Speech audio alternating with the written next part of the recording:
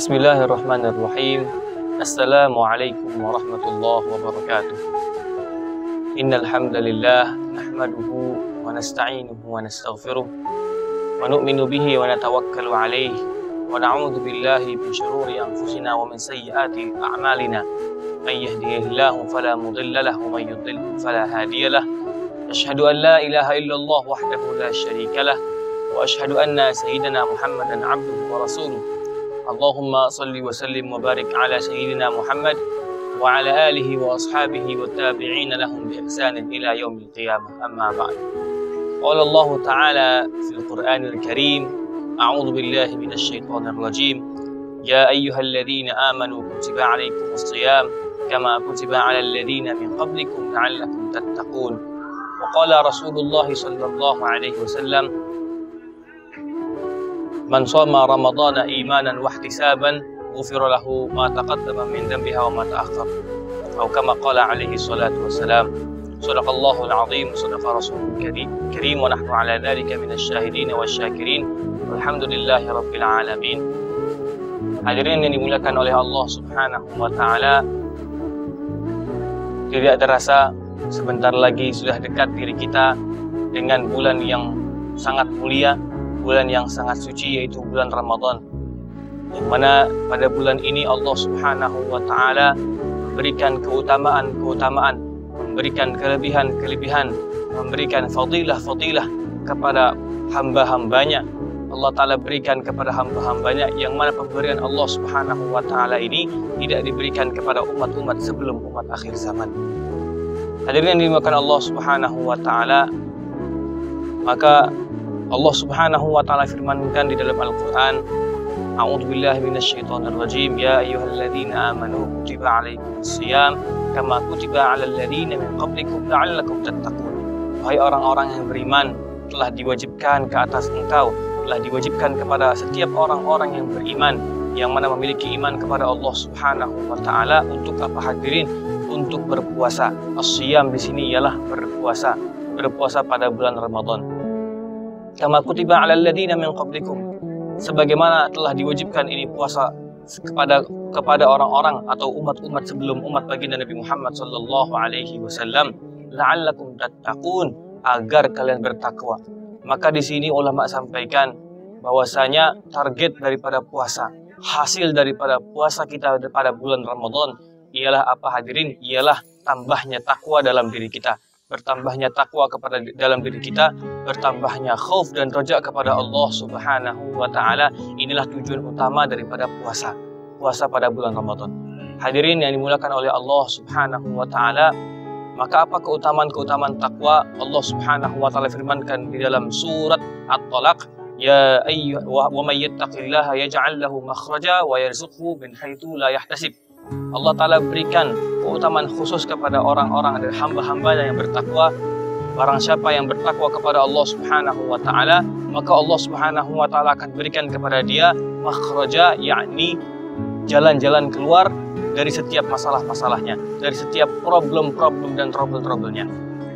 Wa yarzuqhu min haitsu la yahtasib. Dan yang kedua, Allah Subhanahu wa ta'ala akan memberikan dia rezeki dari arah yang tidak disangka-sangka.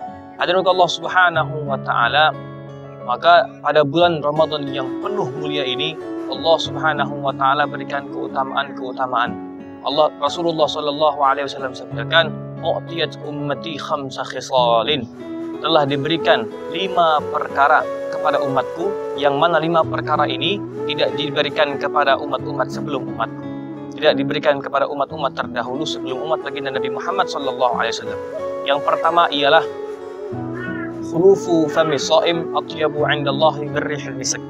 Aroma bau mulut orang yang puasa bagi umat akhir zaman ini adalah lebih mulia di hadapan Allah Subhanahu wa taala, lebih wangi di sisi Allah Subhanahu wa taala daripada aroma wangi minyak kasturi. Maka ulama sampaikan ini adalah bukti cinta Allah Subhanahu wa taala kepada orang yang berpuasa, sampai-sampai sehingga Allah Ta'ala anggap bau mulut atau aroma mulut orang yang berpuasa ini lebih wangi dari minyak kasturi. Yang kedua ialah ikan-ikan di laut. Keutamaan yang kedua ialah ikan-ikan yang berada di laut.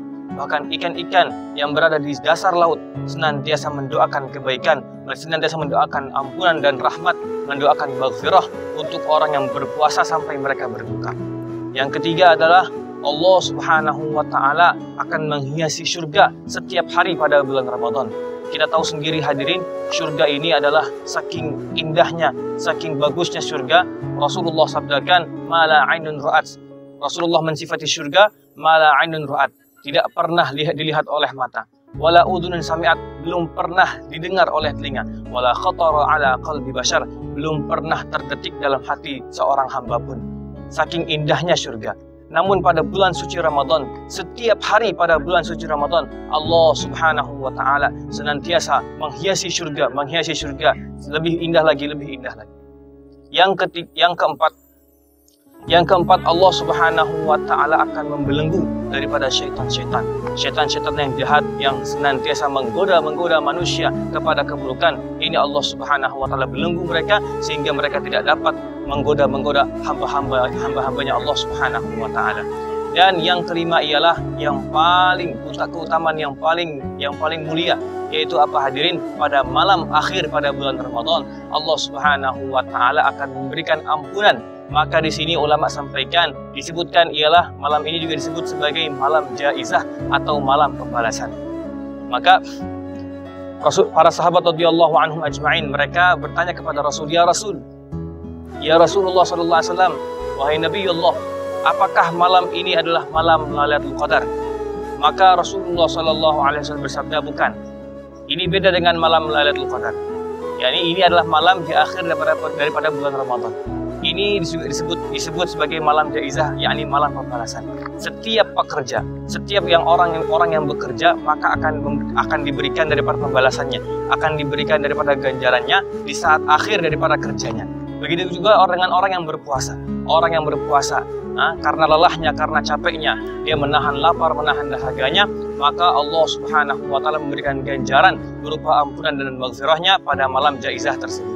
Semoga Allah Subhanahu wa Ta'ala menjadikan Ramadan kita Ramadan yang lebih baik daripada Ramadan sebelumnya, dan semoga Allah Subhanahu wa Ta'ala jadikan Ramadan kita Ramadan yang berkualitas, dan semoga Allah Subhanahu wa Ta'ala memberikan izin kepada kita untuk menghidupkan daripada malam Lailatul Qadar, yang mana malam yang lebih baik daripada 1000 bulan. Wabillahi taufik wal hidayah. Wassalamualaikum warahmatullahi wabarakatuh.